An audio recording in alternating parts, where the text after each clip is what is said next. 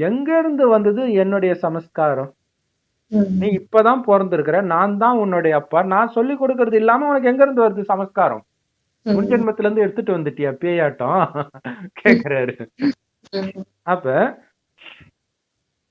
பக்தியில கூட அந்த ம், திரௌபதி ம். கதையில துகில் உரியும்போது அவ பிடிச்சிட்டு இருக்கிற வரைக்கும் கிருஷ்ணர் வரமாட்டாரு. வரல. எப்ப அப்படியே விட்டுட்டு கிருஷ்ணா காப்பாத்துன்னு சொல்லும்போது தான் அந்த அப்படியே வரிசையா சேலை வரும் அவளுக்கு.